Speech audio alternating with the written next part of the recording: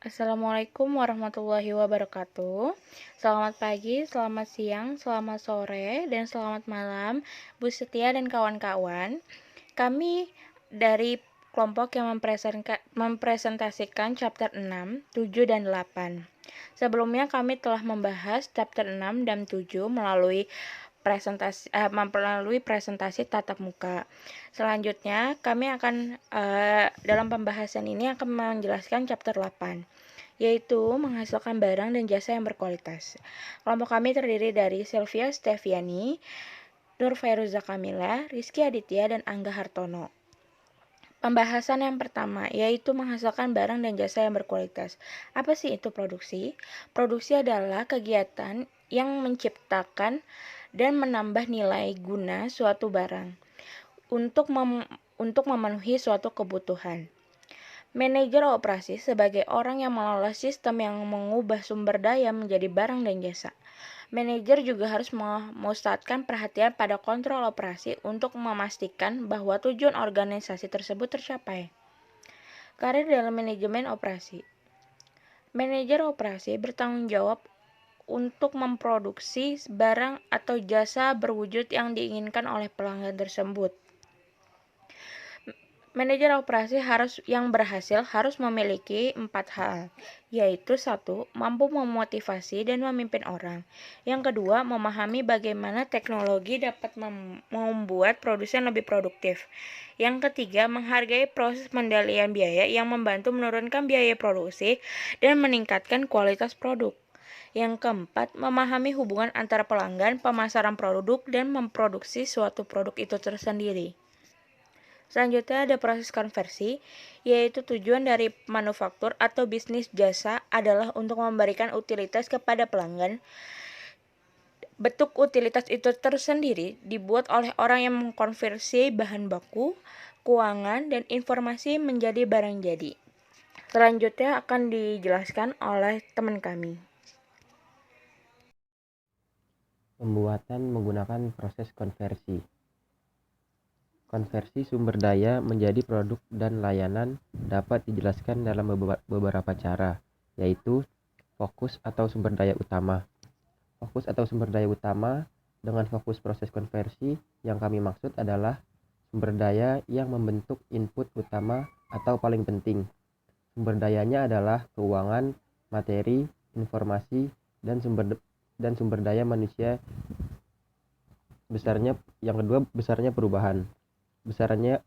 Besarnya perubahan, kekuatan perubahan proses konversi adalah sejauh mana sumber daya diubah secara fisik. Yang ketiga, jumlah proses produksi. Jumlah proses produksi yaitu suatu perusahaan dapat menggunakan satu proses produksi atau banyak. Secara umum, perusahaan besar yang membuat berbagai produk menggunakan berbagai proses produksi. Selanjutnya, mengevaluasi kualitas layanan perusahaan. Produksi jasa sangat berbeda dari produksi barang-barang manufaktur dalam 5 cara berikut. Yang pertama, bila dibandingkan dengan barang-barang manufaktur, pelanggan jauh lebih terlibat dalam mendapatkan layanan yang mereka inginkan atau butuhkan. Yang kedua, layanan dikonsumsi segera dan tidak seperti barang-barang manufaktur, tidak dapat disimpan. Yang ketiga, layanan diberikan kapan dan di mana pelanggan menginginkan layanan. Yang keempat, jasa bersifat padat karya. Yang kelima, layanan tidak berwujud. Selanjutnya, penelitian dan pengembangan. Perusahaan bisnis menggunakan 3 jenis umum kegiatan penelitian dan pengembangan. Yang pertama, penelitian dasar terdiri dari kegiatan yang bertujuan mengungkap pengetahuan baru. Yang kedua, penelitian terapan. Sebaliknya, terdiri dari kegiatan yang diarahkan untuk menemukan pengetahuan baru dengan beberapa potensi penggunaan. Yang ketiga, pengembangan dan implementasi melibatkan kegiatan penelitian yang dilakukan secara spesifik untuk menempatkan pengetahuan baru atau yang sudah ada untuk digunakan dalam memproduksi barang dan jasa. Selanjutnya, ekstensi dan perbaikan produk. Untuk sebagian besar perusahaan, penyuluhan, dan penyempurnaan merupakan hasil yang diharapkan dari kegiatan penelitian, pengembangan, dan implementasi mereka. Setiap penyempurnaan atau ekstensi menghasilkan produk baru yang pada dasarnya merupakan penentu dari penurunan penjualan suatu produk yang diperkenalkan sebelumnya. Selanjutnya ada bagaimana manajer merencanakan produksi. Begitu ide baru untuk suatu produk atau layanan telah diidentifikasi, perencanaan untuk produksi melibatkan 3 fase yang berbeda. Yang pertama ada perencanaan desain, perencanaan fasilitas, dan perencanaan operasional. Kontrol operasi. Area penting dari pengendalian operasi, yang pertama ada pembelian. Pembelian terdiri dari semua kegiatan yang terlibat dalam memperoleh bahan yang dibutuhkan, persediaan komponen, dan bagian dari perusahaan lain. Yang kedua ada kontrol inventaris. Salah satu metode pengendalian persediaan yang paling canggih yang digunakan saat ini adalah perencanaan kebutuhan bahan. Yang ketiga ada penjadwalan. Proses memastikan bahwa bahan dan sumber daya lainnya berada di tempat yang tepat pada waktu yang tepat. Yang keempat ada kontrol kualitas. Proses memastikan bahwa barang dan jasa diproduksi sesuai dengan spesifikasi desain. Yang kelima ada perencanaan produksi. Langkah-langkah untuk merencanakan produksi dan pengendalian operasi harus selalu dievaluasi untuk menentukan apakah kegiatan perusahaan dapat ditingkatkan. Meningkatkan produktivitas dengan teknologi. Tidak ada cakupan manajemen operasi yang akan lengkap tanpa diskusi tentang produktivitas dan teknologi. Yang pertama ada tren produktivitas, yang kedua meningkatkan pertumbuhan produktivitas, yang ketiga dampak automasi, robotika, dan komputer terhadap produktivitas. Yang keempat ada keberlanjutan dan perpindahan teknologi. Selanjutnya akan dijelaskan oleh teman saya.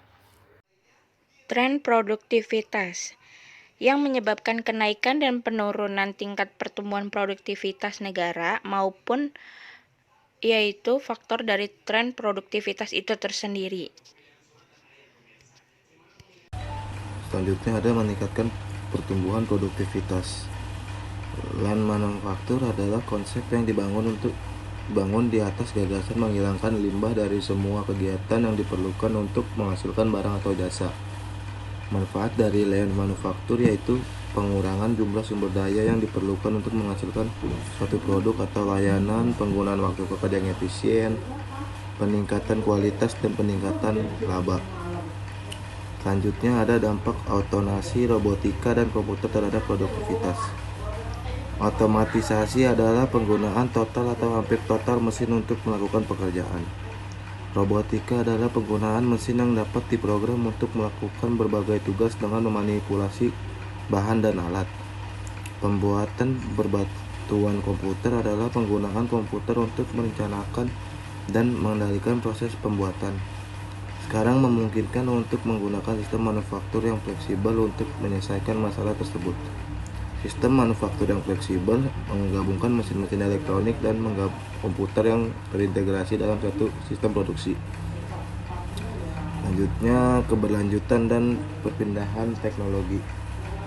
Keberlanjutan didefinisikan sebagai kemampuan untuk mempertahankan atau meningkatkan standar hidup tanpa merusak atau menipiskan sumber daya alam untuk generasi sekarang dan generasi mendatang. Ya, sekian dari kelompok kami. Terima kasih kepada Bu Setia dan kawan-kawan yang sudah mendengarkan presentasi dari kami.